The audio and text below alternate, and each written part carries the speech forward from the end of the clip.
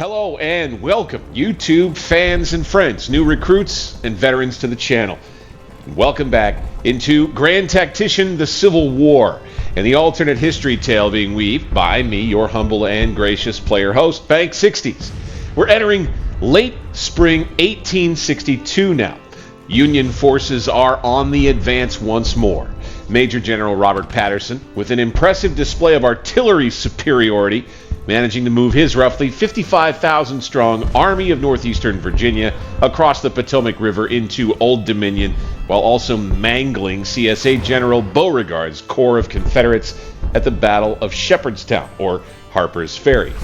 Attention may soon turn westward, however, as a new Confederate army has appeared to challenge George B. McClellan's 14,000-man U.S. Army of Kentucky. The Union enjoys naval supremacy in this theater, but it seems a major land battle is brewing. If you've enjoyed this Union campaign series, I'd ask you to please click the thumbs up button. It helps the video, helps the channel, and helps this great game, Grand Tactician, the Civil War. You can also subscribe to my channel, Alternate History Gaming. All right, let's dive in. So like I said, I think I want to get right to it. Here in Kentucky, we are already now raiding with the Army of Kentucky. We're not in the best shape to be moved. In any case, I will say, I think I'd like to shift McClellan's army just right over here, because I think that will also reopen the front line a bit here. I think. I'm not sure, though. I had looked at the Army of North Virginia's situation here outside Pittsburgh. I think a focus on Grafton is going to be important over the longer run. We're going to raid, and then I'm going to move this cav just a little further. I think we need to take Russo's cavalry. We need to get them on a scout. Rather, probably more, I think I need to raid. Hey, all right. Excellent. Okay. Happy to see this. His Excellency the President, the Battle of Fort Archer has ended, with Magruder's Corps retreating in panic. My command has earned us a total victory. Excellent. Enemy suffered 1,836 casualties. We suffered 1,422. Okay. Supply, still good. Captured 1,238 rifles, 660 enemy soldiers paroled. Glorious victory at Fort Archer, with Magruder's Corps fleeing in panic.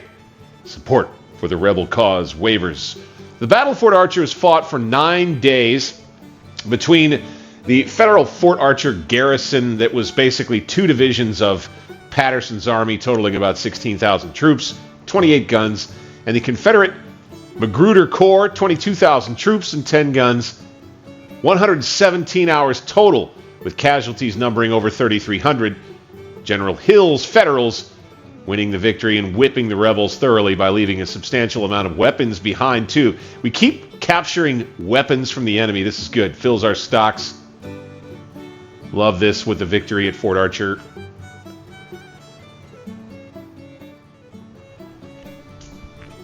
Next. Okay, it's going to have to be Williams' division, the largest division. We're just going to move Bryce's artillery in with Williams. Okay.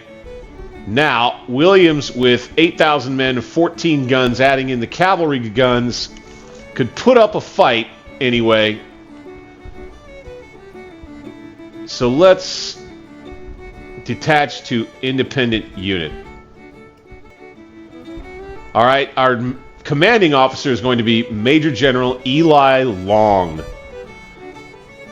Maybe a buddy of, how's this guy? Famous, sorta, but high command is maybe not going to be his strong suit. The Army of Pennsylvania under Eli Long is going to, if I can... Ooh, he's got Hall's rifles already. Totten, or here we go. Let's upgrade these guys to some Enfields. Doink. Yeah, those are good guns. Hazen's 6-pounders. We want to make those into 12-pounders. Yep. Okay. All right. So, Major General Eli Long manages to requisition or obtain or procure, you might say, some extra weapons for his men to help improve the fighting quality of them. And now will be ordered back to the environs of Pittsburgh. Boop. And you can take the railroad, sir. Very good.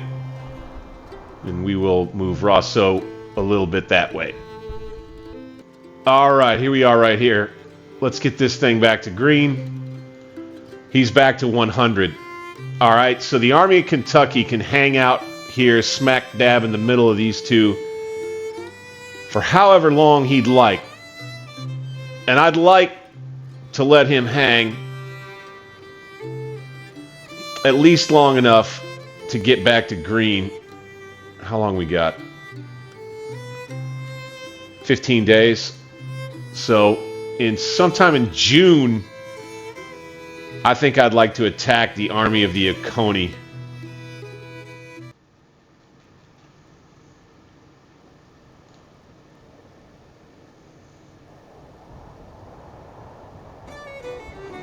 The Western Army with 8,500 men.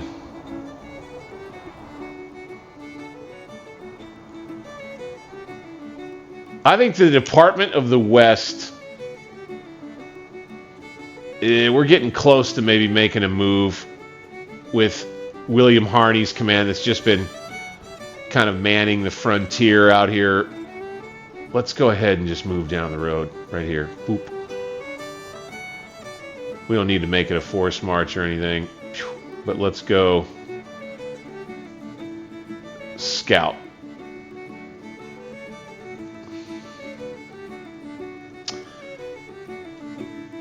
Next was to take a look at what we could do with this army.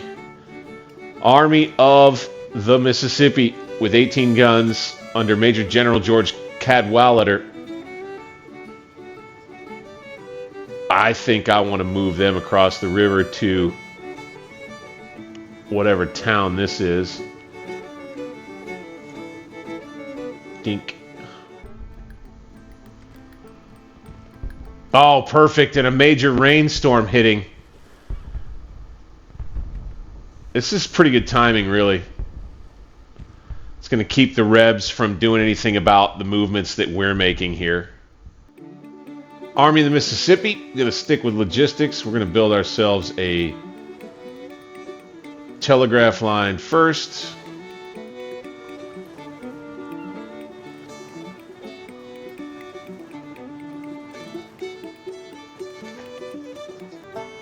Okay, we got a project available here.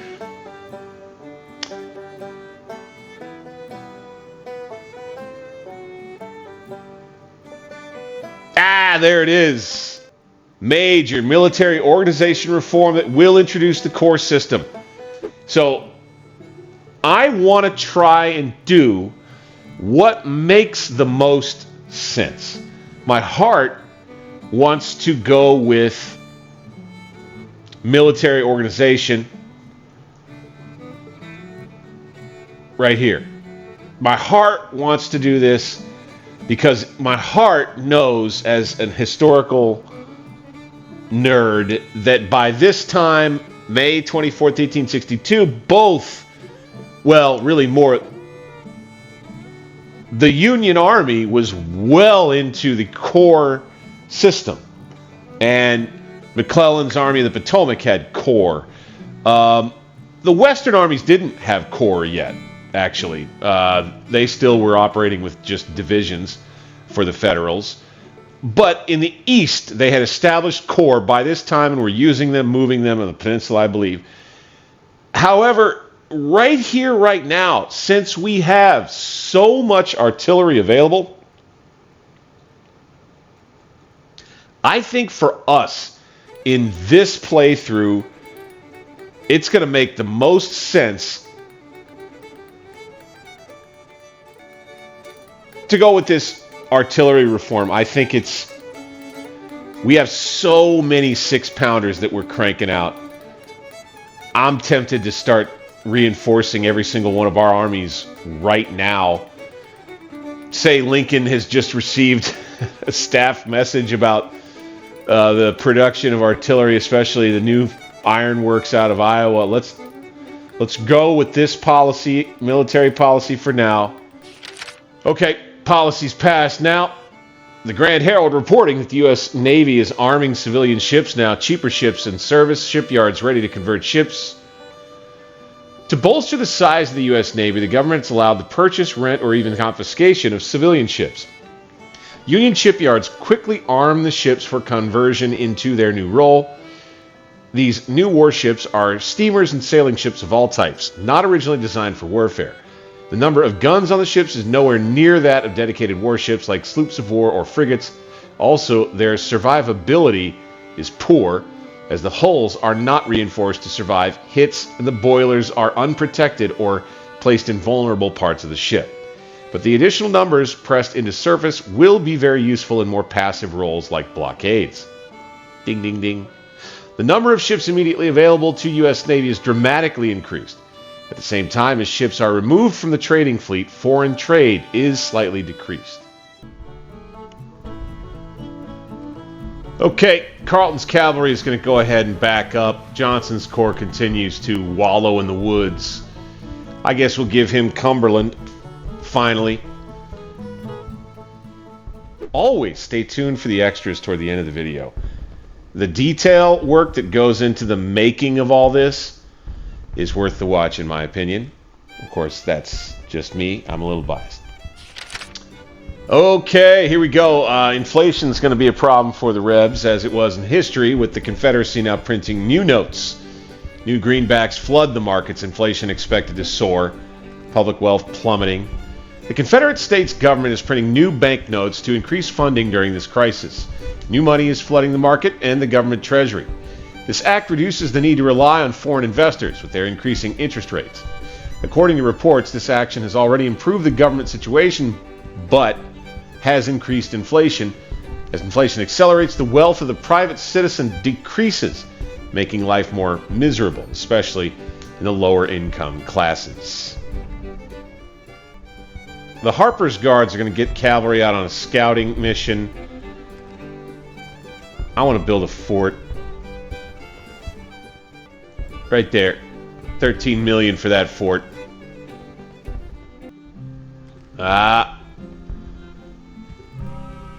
Here comes Buckner. We'll have good number of guns and we'll be on the defensive.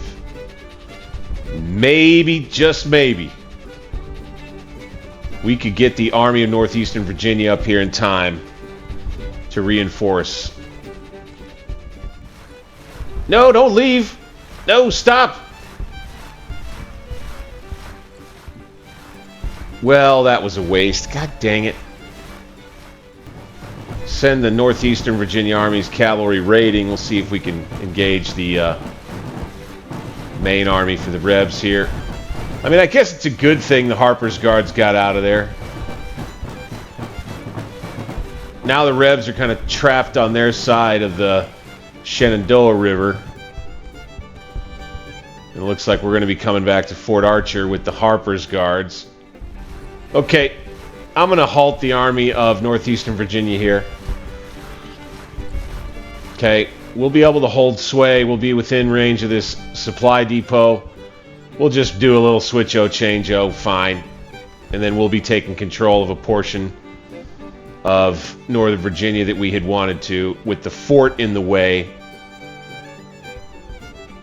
I got 2 more enemy corps here. Magruder.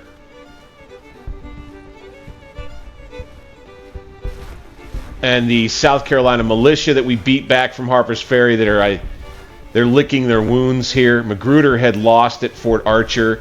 The South Carolina State Militia had lost here at Shepherdstown or Harper's Ferry. You got both armies' cavalry now engaged.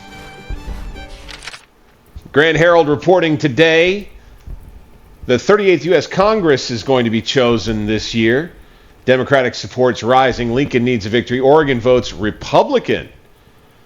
The 1862 United States elections are held in the midst of a civil war. Members of the 38th United States Congress are chosen in this election. The election started today. The Oregon votes are in. The single seat from Oregon will change from Democrat to Republican.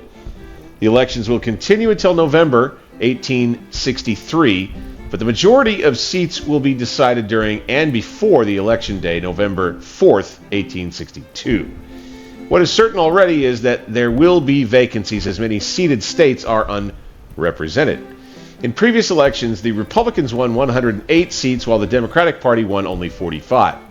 This time, the Democratic support is already much higher, with many in the party opposing Lincoln's leadership in the crisis.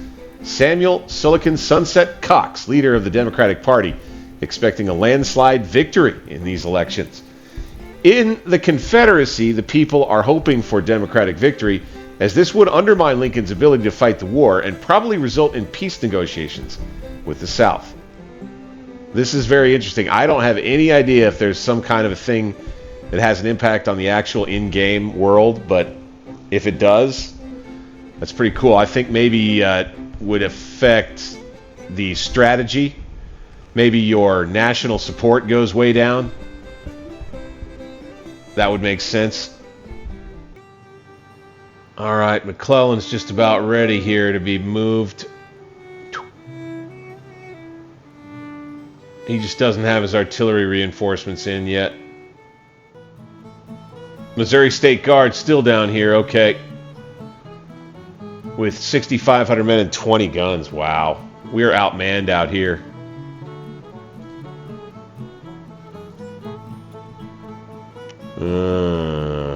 Okay. We're going to need to back up to the fort. Force march that.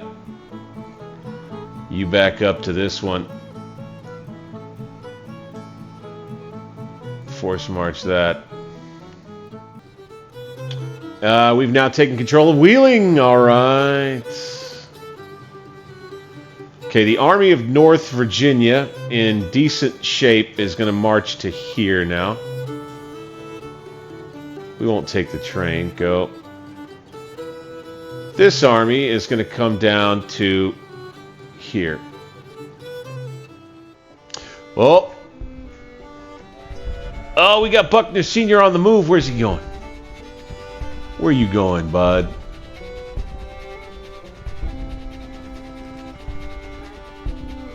You coming into Maryland like a damn fool? Nope. He's headed to Winchester, looks like.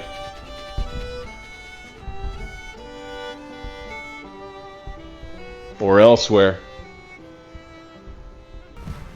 They're going to lose some readiness making this move, but we'll just kind of put the army on the other side of the mountain right here.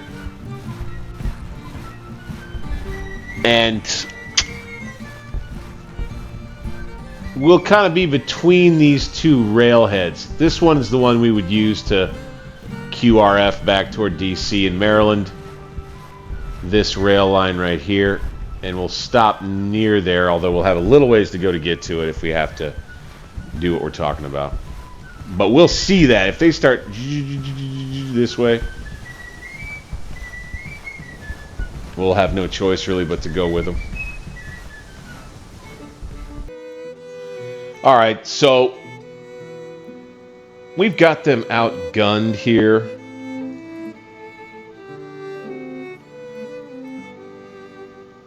I believe our intelligence is excellent.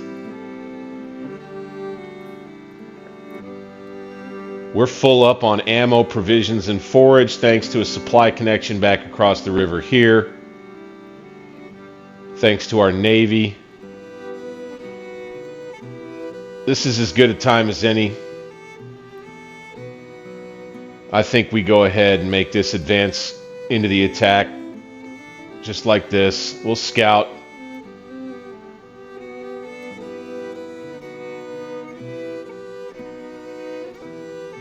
And let's go ahead and attack them. Time to dispatch these rebels. We're not quite where I want to be in terms of readiness, but it's good enough.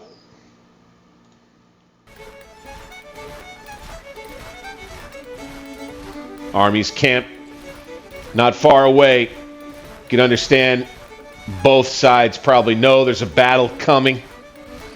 It's just a matter of time as the troops get closer and closer. The tension grows ever higher, and the day of battle draws near. Let's go. And this will be McClellan's first real big test since the Battle of Covington, which didn't go that well.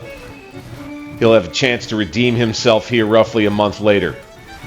Can the men of the Army of Kentucky overcome? We'll find out. Let's see how this goes, y'all. All right, our scouts report the enemy is near Lexington, Kentucky, and our army is to prepare for battle. We're facing the Army of the Oconee under command of Samuel Cooper, the strength of some 16,000 men, 18 guns. The enemy army is green, morale reported to be confident. Reports indicate their supply situation is outstanding. The supply state of our army is the same. General George B. McClellan, commanding the Army of Kentucky. And here is our objective. Parksville Road, this crossing here. Always looking to survey the ground first. I mean, this is crack of dawn. Well, slightly after crack of dawn at what will be the Battle of Lexington.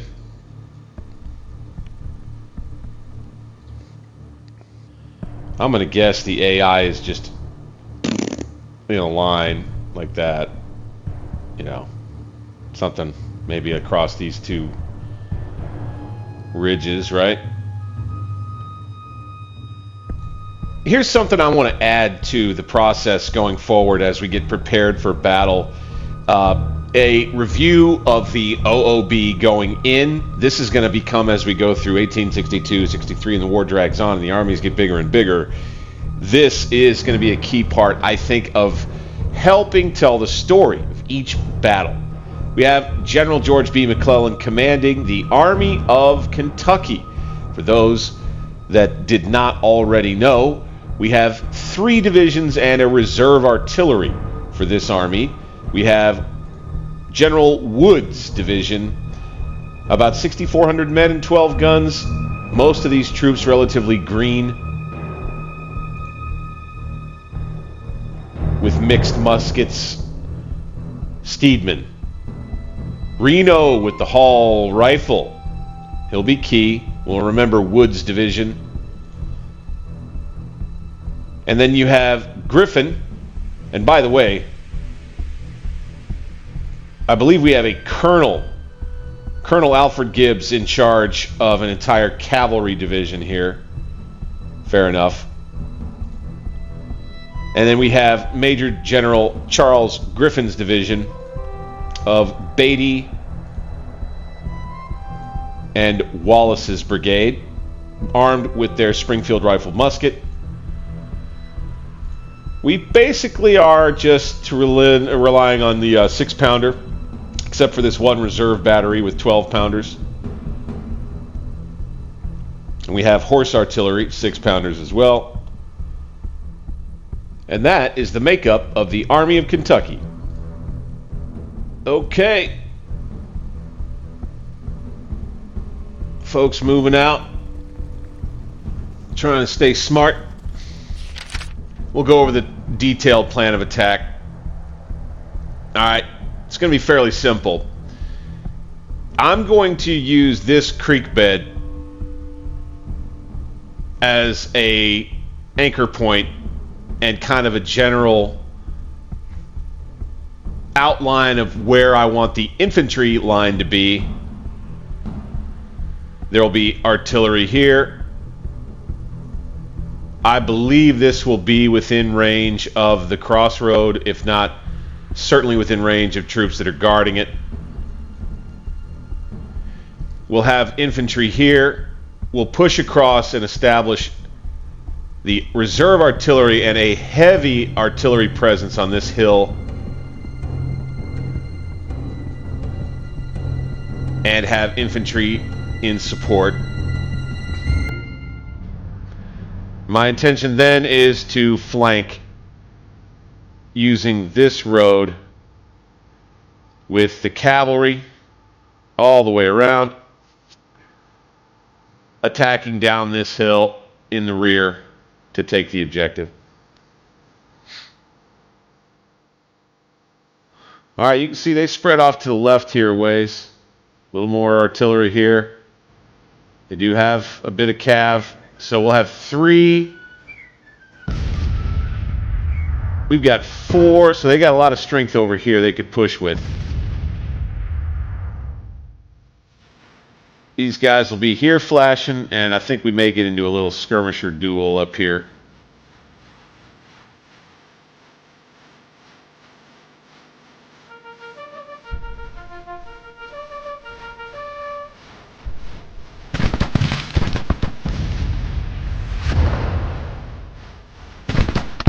Rest of these guys, they'll lay down.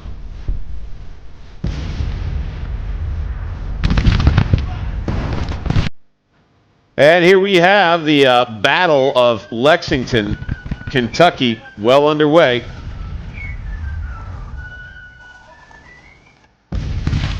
Rebels moving this way.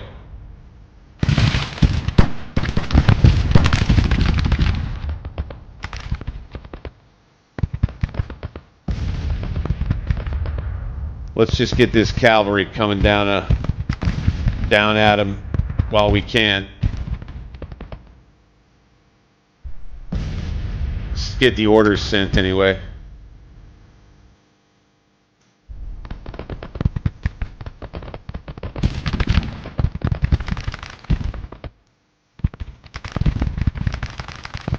We'll end up, I hope anyway, dismounting them by the time we get them to combat.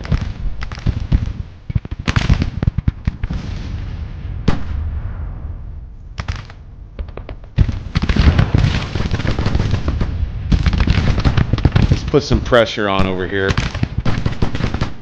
Again, I want to try to keep them interested.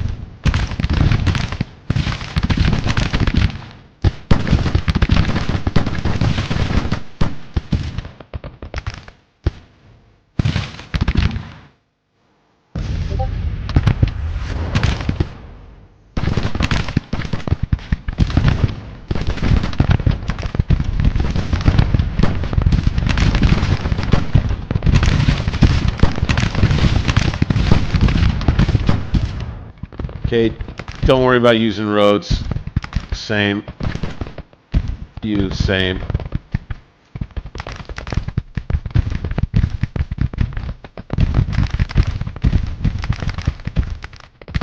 Yeah, they've got no choice but to push us on this side, so we have to push back.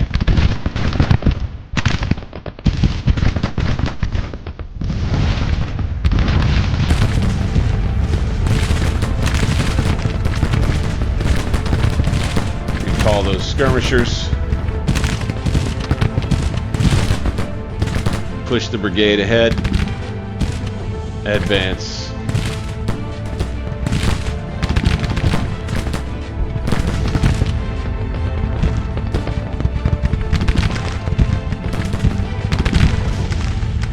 Time to recall these skirmishers now.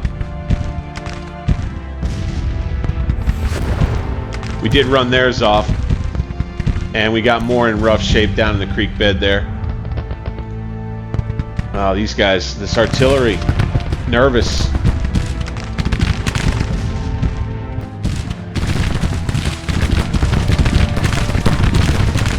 Charge. Let's see if we can charge. go. Charge, charge, charge. Into the rear. Come on, baby. I want cavalry to work here. Here we go. Hunt's brigade with the charge into the rear. The headquarters. We got a couple of generals in here. We got their artillery all broken up.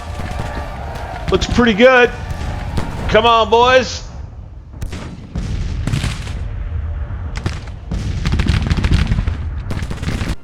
All right.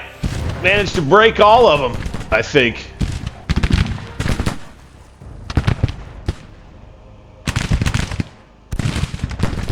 Okay, Gibbs here. He needs to move.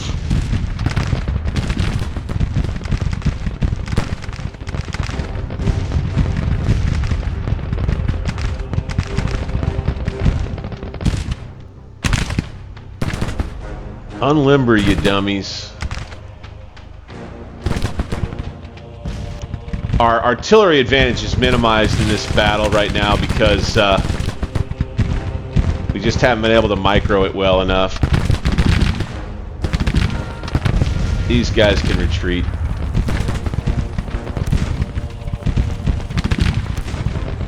We'll use the creek bed.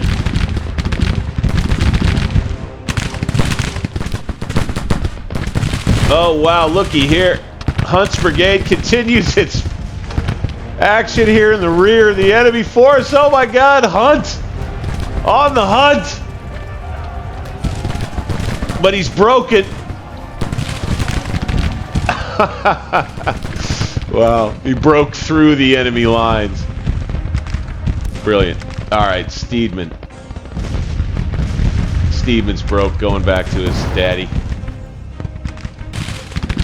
This cavalry is still confident. They're losing troops pretty quick. Let's see if we can get them in a defensive position. No. They've got two lines of infantry shooting at them. Ah, that's Zook's brigade. Oh, here we go. Ward has come out.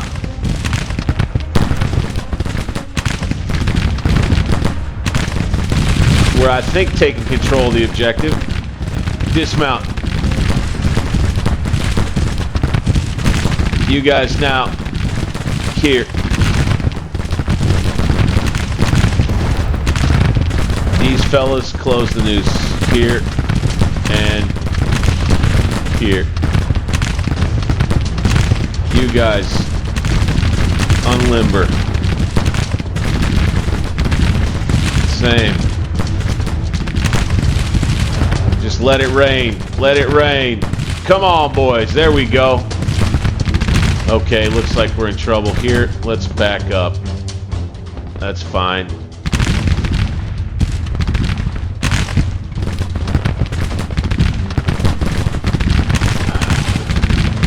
Griffin's troops over here doing pretty good with artillery support. These guys, not so much here. Good. Breaking Mahone's brigade.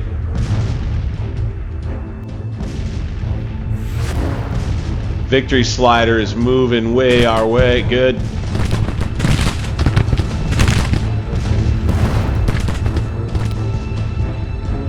Minor victory is going to become a major victory before long. As the sun goes down on day one, maybe they'll have us redeploy. Hopefully by the time that happens, we're in control of the objective here. Let's get them surrendering. What about that?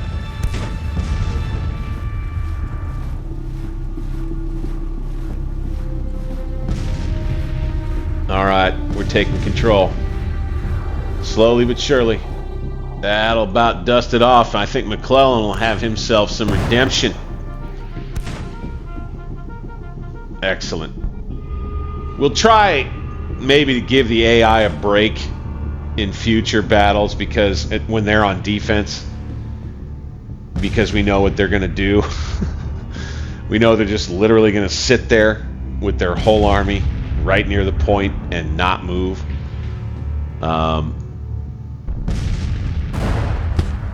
I'll just say as a commentary that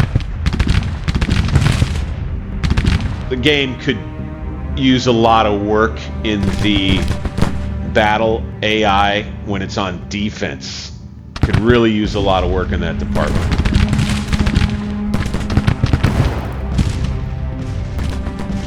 We got some remaining revs and a real pickle. And this will wrap up the Battle of Lexington. Should be a real nice victory for McClellan and the Army of Kentucky, which suffered the sting of a rather stubborn Confederate army up near Covington and now finds itself, looks like, on the winning end against the Army of Oconee.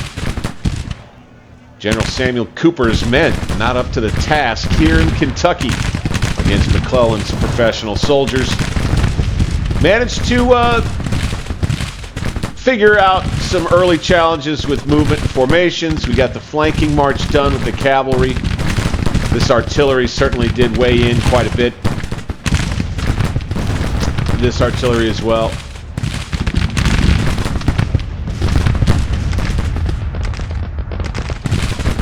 Uh-oh. Got a brigade. No! Reno wounded. That's no great. All right, finally, here as we enter late afternoon, early evening, General Samuel Cooper has decided to do the smart thing and get the heck out of here. Excellent.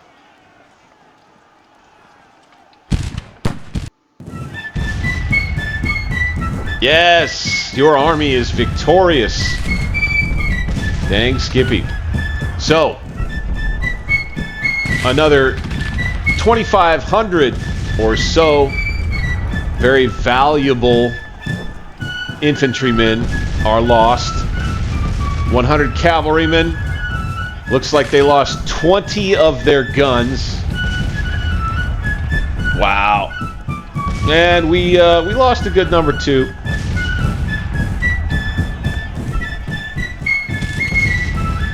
Very well.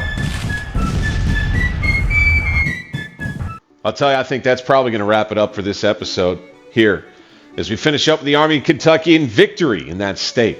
Maybe we can unlock things in that theater of operations. We'll see what happens in the East. I can't wait until the next episode of this Grand Tactician, the Civil War, 1861-1865. Until then, I'm Bank 60s. Later.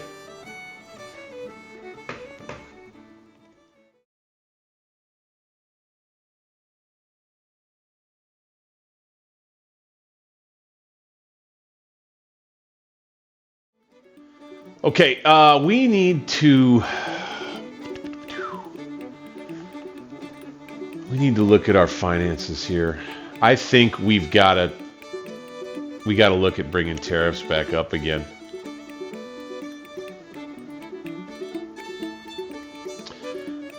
I think we got to bring sales tax up.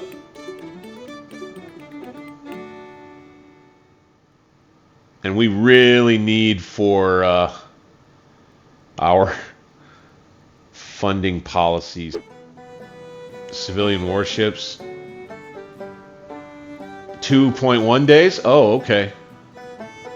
Well, once that's done, we'll leave it. The other thing was we could subsidize politics a little more. Don't care that much about diplomacy, industry, agriculture. I mean, we kind of have to subsidize it all. That's not great. Okay, we got a project available here.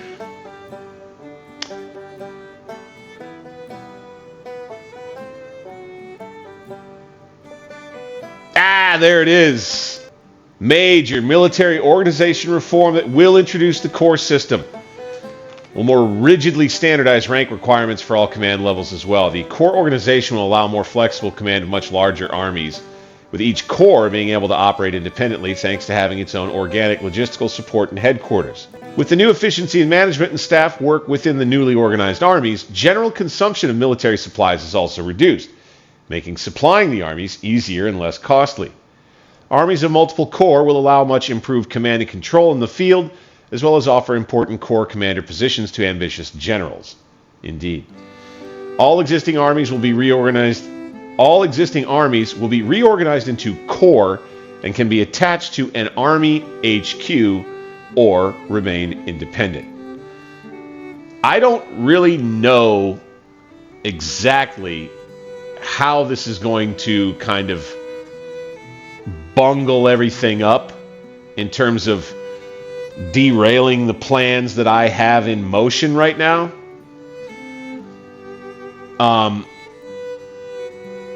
I don't want to have to do a major army reorg right now, if I'm being totally honest. I would like to accomplish that when there are not enemy corps nearby.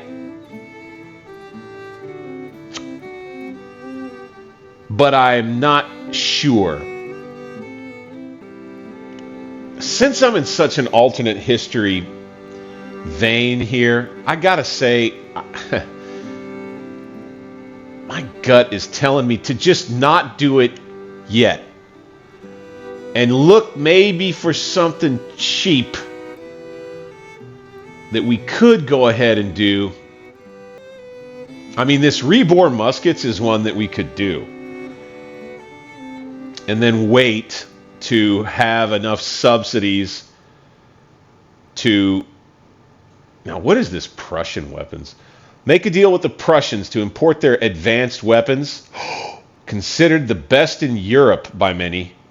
The Dreiss needle gun is a new kind of breech-loading rifle, the first one to use bolt action to open and close the chamber.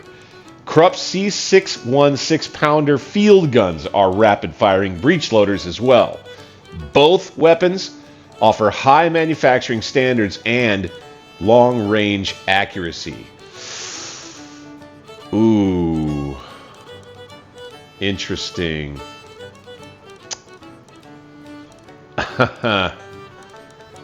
Okay. But look at all of the funding that's going to be required to get those. It will take forever for the Prussians to agree to give us those. Sheesh. Now, here is one I've looked at before that could work for us moving forward. For now, as a reform to make 149 pieces of artillery. Okay, here we go. The ironworks in Dubuque, Iowa. Wow. Producing 149 pieces. Where the heck? These guys produce 140. Also in Iowa, in Davenport. I think this has got a lot to do with that new railroad we built, so that's good. I don't think we want to steal too much workforce from Iowa now that we're looking at this. We're going to have to keep that in mind. We have, oh my God, we should have just come here. We're producing we have produced 2,500 6-pounder field guns. Whoa.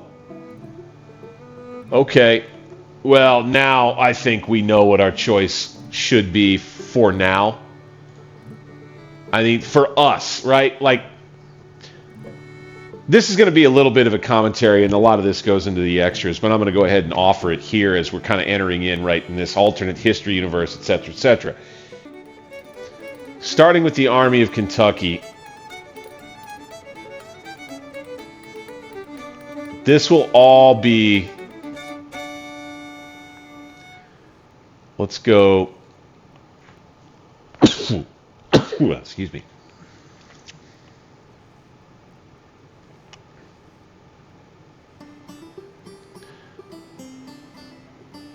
In Illinois,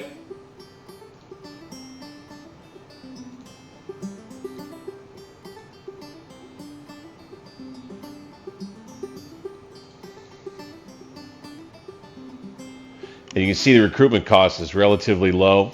Contract, 24 months. Out of Illinois. Okay, we're going to do one of these.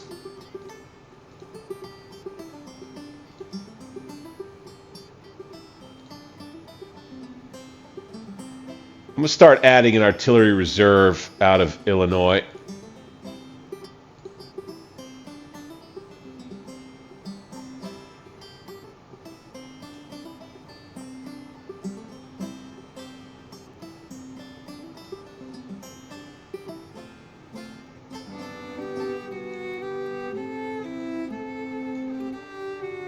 We're going to have our cavalry division here. This just makes more sense to just do.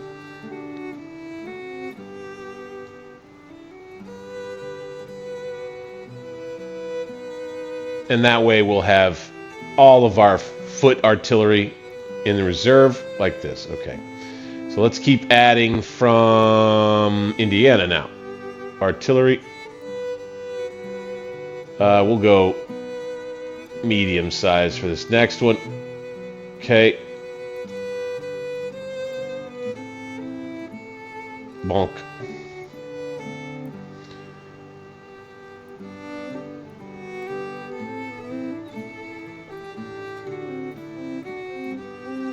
We're going to do one more.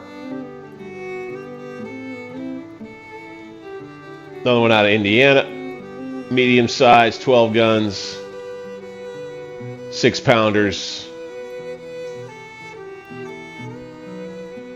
Okay, and the Army of Kentucky hopefully will get these. Okay, 32 days. Yeah, we'll get those certainly in plenty of time to make the advance against Confederates here in this state, but we'll probably have to wait before. I mean, I probably am going to attack before I get. Department of the Potomac under Major General Fitz J. Porter. They've already got 3 batteries, 6, 6, and 7. These two are gonna, if I can, doink, combine. We could upgrade these to Napoleons, doink. And then add another battery from Pennsylvania. We'll make this a big one. 2 more batteries here for this one command, the Department of Potomac, the Department of the Potomac, which will soon be folded, I believe anyway, back into the main army.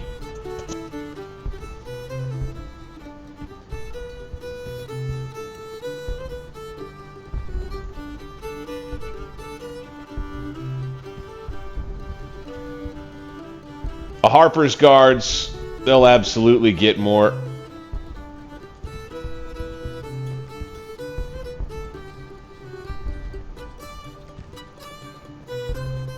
We'll bring them out of Pennsylvania. We'll make them big batteries too, artillery battalion. Yeah. 6, 7, 7. We're going to want to keep all these split out. We're going to give them another one, though.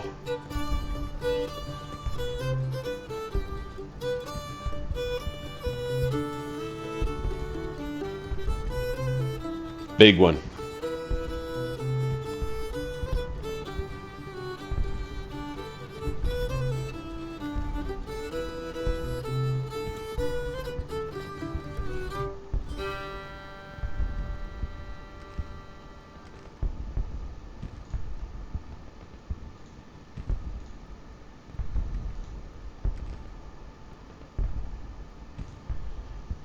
All right, Army of Northeastern Virginia.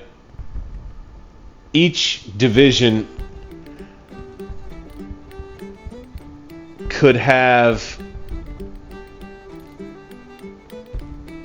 at least one more. So this division could use. We're going to go with medium-sized. In the divisions, within the divisions, I think I'm going to go with medium-sized batteries.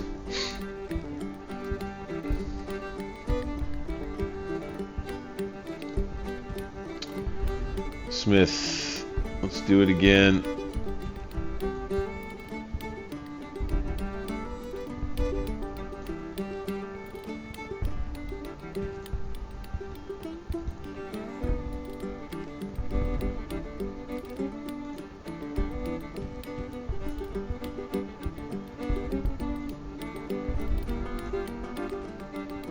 doubt he'll get some more.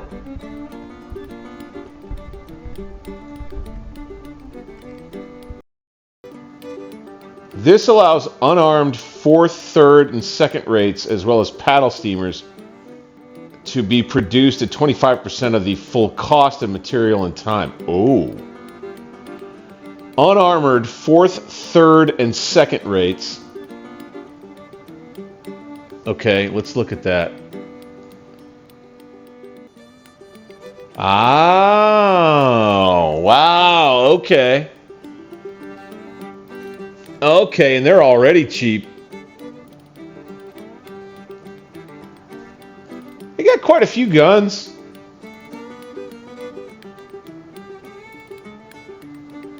Okay, let's do 9 of these.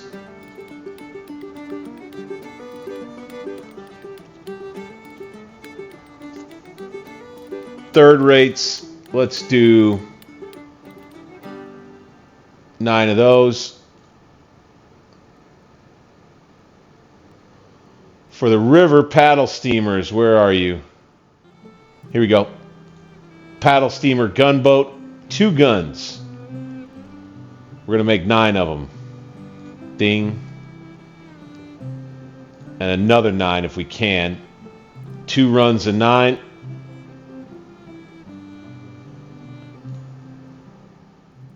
And the list of ships under construction will get very long. Right? We do have ships to add to fleets here, so let's... We have a couple of monitors available. All right, we're going to add this brig. Boop. This brig. Lower base squadron. They're looking good already. But we'll bring in the Althea. The block, yeah, these guys could use some help. I think these monitors, I think we should make a new fleet with them. We're going to put them in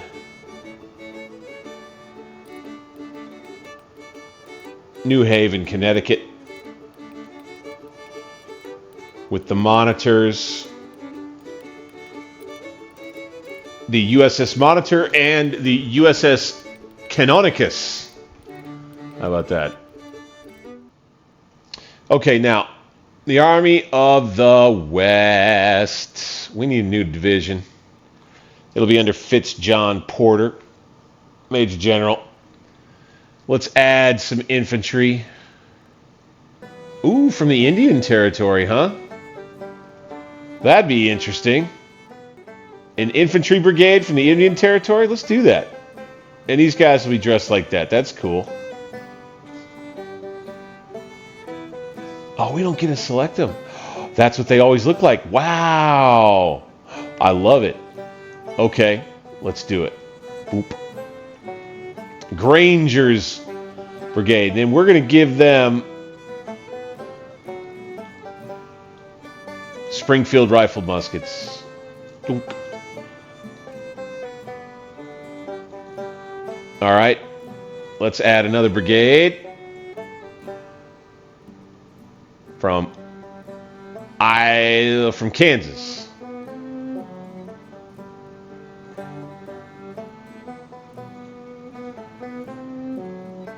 Yeah, these boys. 1,500 men. Dunk. Okay, Army of the West. Department of the West. We need to add artillery big time.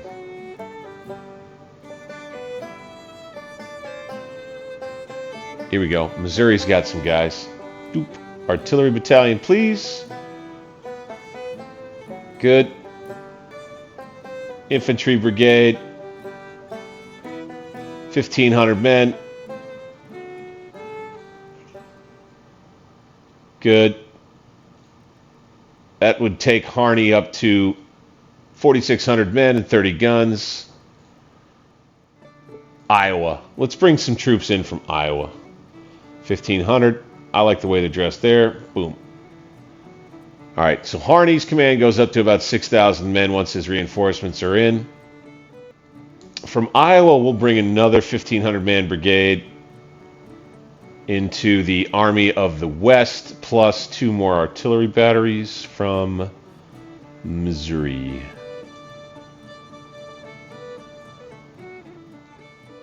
This rebore muskets is cheap. Also, again, alternate history vein right here. There's no lack of weapons in America in 1860s America, but many of the weapons are already old and obsolete, including a hodgepodge of smoothbore muskets, aging hunting weapons, and the like. A quick option to acquire a number of rifles to arm the volunteers is to modify the existing smoothbores into rifled muskets. The modified rebored muskets are cheap to produce, but of questionable quality. They're still better than nothing. I think I'd like to do this.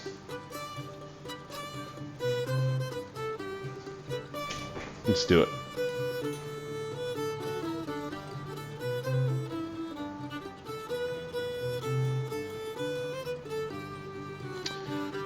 Let's see what that does for us here. We got mixed muskets, a whole bunch of those. Okay, rebored muskets. I want to order 50,000 of those. They're good out to 400 yards because they're going to be rifled. Right? 8 pounds, that's pretty heavy.